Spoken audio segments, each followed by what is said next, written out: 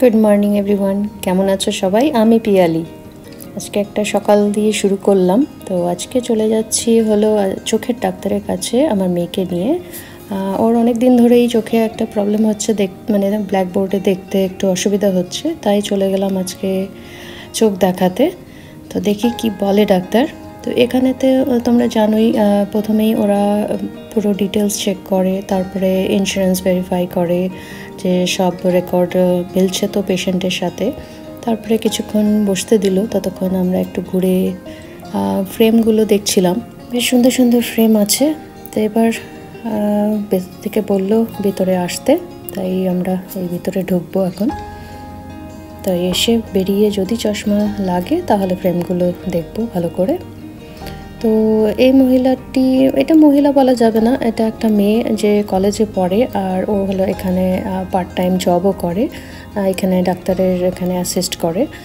তো ও মোটামুটি ভেরিফাই করলো আবার নাম, তারপরে ফ্যামিলি হিস্ট্রি, ফ্যামিলিতে কারোর ডায়াবেটিস, বিপি আর নানা রকম কিছু আছে নাকি, গ্র্যান্ড পেরেন্টস সবার, ওইগুলোই চেক করলো। ও চেক করার পরে ওকেও জিজ্ঞেস করলো কিছু কোয়েশ্চেন্স, করার পরে অনেক কিছু বললো, মানে ডায়েট এসবের ব্যাপারেও, যেটাতে চোখটা ভালো রাখে।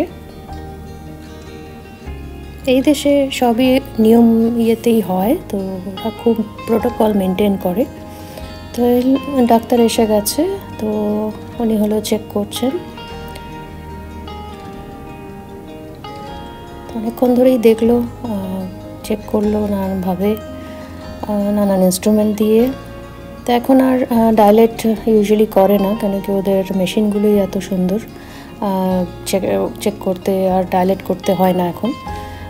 তো আমরা বেরিয়ে এলাম, তো চোখে পাওয়ার আছে। তো এই ভদ্রমহিলা আমাদের বলল যে নানা রকম ফ্রেম কেমন কাকে স্যুট করবে, তো ওর ফেসের সাথে কোন ফ্রেমগুলো যাবে। তো বেশ অনেকক্ষণই ডিটেলে বোঝানোর চেষ্টা করলো, কিন্তু মেয়েদের ব্যাপার তো জানোই তোমরা, ওরা নিজেদের ইচ্ছা হিসেবেই নেবে। তো কিন্তু উনি অনেক চেষ্টা করলেন সব ডিটেলস বলার, যে কোনটা ফ্রেম নিতে পারো বা কোনটা তোমাকে ম্যাচ করবে। তারপরে আমরা এই দেখতে আরম্ভ করলাম। তো অনেক ফ্রেম সুন্দর সুন্দর আছে, কিন্তু দেখছি দামও ভালো। তো এখানে ইন্স্যুরেন্স অনেকটা কভার করে চোখের, চোখ দেখানো থেকে ফ্রেম নেওয়া অবধি, গ্লাস নেওয়া অবধি, বা কী ধরনের গ্লাস হবে, গ্লাসের মানে কিছু ডিসকাউন্ট পাওয়া যায়। তো সেটা ইন্স্যুরেন্সের উপরে ডিপেন্ড করে কে কী ধরনের ইন্স্যুরেন্স নিয়েছে। তো ফ্রেমের দামগুলোও এখানে ভালোই থাকে, 20,000, 25,000, 15,000, 10,000, কে কীরকম নেবে, তার উপরে ইন্স্যুরেন্সের ডিসকাউন্টটা পড়ে। তো এখানে একটা বেশ প্লাস্টিকের অক্টোপাস দেখলাম, সেটা নিয়েও একটুখানি আমি আর আমার মেয়ে খেলে নিলাম, না বলতে পারো আমি খেলে নিলাম, মেয়ে বেশ আমাকে বকাই দিল। তারপরে ফ্রেম চুজ করার পরে আমরা চলে আসলাম একটা ইন্ডিয়ান দোকান না, ইন্ডিয়ান গ্রসারি, যেখানে আখের রস খেতে ঢুকলাম। তো এখানে সুন্দরভাবে আখের রস করে দেয় একদম। তো এখানে দুজনে 2 গ্লাস আখের রস নিলাম।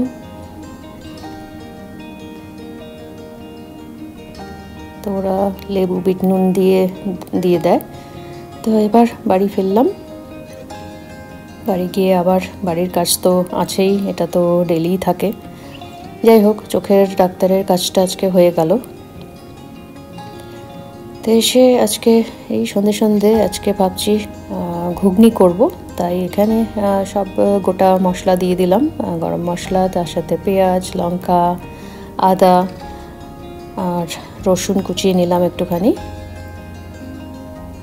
তো রসুনও দিয়ে দেব। তো ভাবছি রাতে ঘুগনি করব, আর তার সাথে পরোটা কিনে রেখেছিলাম 2-3 দিন আগেই, সেটা ফ্রোজেন পরোটা, কিন্তু এটা কিন্তু বেশ ভালো হয় খেতে, এটা আমি নিয়ে আসি প্রায়ই। তো ঘুগনিটা এই যে বয়েল করতে দিয়েছিলাম, খুব গলাবো না, গলে গেলে আবার সেই রান্না করার সময় প্রচণ্ড গলে যায়, আর সেটা একদম কেমন একটা ভ্যাদভ্যাদে টাইপের হয়ে যায় ঘুগনিটা, সেটা আমার বেশ ভালো লাগে না। তাই আমি একটু শক্ত থাকতেই নামাই।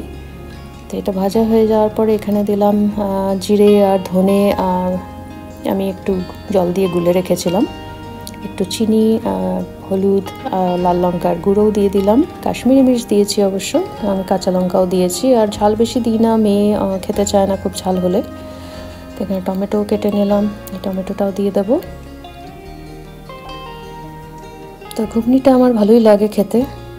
একটু নুন দিয়ে দিলাম যাতে টমেটোটা গলেও যায় ভালোভাবে। একটু জলের ছিটা দিয়ে দিলাম যাতে পুড়ে না যায় মশলাটা। তাই নেড়ে চেড়ে নেব, একটু সিম করে রেখেছি যাতে একটু গলে গলে যায় আর এই টমেটোটা একটুখানি ম্যাশ হয়ে যায়। তারপরে আমি দিয়ে দিলাম সেদ্ধ করা আলু। আমি আলুটা এর সাথেই, ঘুগনির সাথেই সেদ্ধ করেছিলাম, কিন্তু আলাদা তুলে রেখেছি কিছুক্ষণ সেদ্ধ হয়ে যাওয়ার পরেই। এবার জল দিয়ে দিলাম আর আলুগুলোকে একটু হাতা দিয়ে দিয়ে ম্যাশ করে দেবো যাতে ঘুগনির সাথে ভালোভাবে মিশে যায়, গোটা গোটা না থাকে। কিছুক্ষণ ফুটতে দেব। তো এইবার আমি পরোটাটা বের করলাম। আর পরোটাটা বের করে বেশিক্ষণ রাখা যায় না বাইরে। যখন বের করব তখনই সাথে সাথেই ভাজতে শুরু করতে হয়, কারণ পরোটাটা শক্ত থাকে আর রুম টেম্পারেচারে এসে গেলে আস্তে আস্তে গলা শুরু হয়, মানে নরম হতে শুরু করে, তখন এই প্লাস্টিকের সাথে আটকে যায়। তাই যখন করব তখনই বের করি। এই পরোটাটা বেশ ভালো হয়, এটা অনিয়ন পরোটা, তো বেশ ফ্লেকি পরোটা এটা। আর যদি এমনিতে বানাই সবসময় পরোটা, রুটি, সবই, লুচি বাড়িতেও, কিন্তু যখন আজকে যেমন একটু বাইরে বেরোলাম, তাড়াহুড়ো ছিল, তখন এসে আবার আটা মেখে বা ময়দা মেখে পরোটা করাটা একটু ডিফিকাল্ট ছিল আজকে। তাই আমি আজকের জন্য এই ফ্রোজেন পরোটাটাই বের করলাম। খেতেও ভালো হয়, আমার মেয়েও ভালোবাসে, আমরাও ভালোবাসি, তাই আজকে এই পরোটাই করে নিলাম। আর এতে তেলও লাগে না, কিন্তু হ্যাঁ একটু তেল ব্রাশ করে দিলেও হয় উপর দিয়ে, কিন্তু এর মধ্যেই তেল থাকে, তো কিছুই দেওয়ার দরকার নেই। গরম গরম ঘুগনিও হয়ে গেছে, দেখতেও টেস্টি হয়েছে। নুনটা আমি একটু চেখে নিয়েছিলাম, ভালো ঠিকই আছে। পেঁয়াজ ধনেপাতা দিলাম আর পরোটাও রেডি। আজকে এখানেই শেষ করছি, আরেকটা ব্লগ নিয়ে আবার চলে আসবো। ভালো থেকো তোমরা।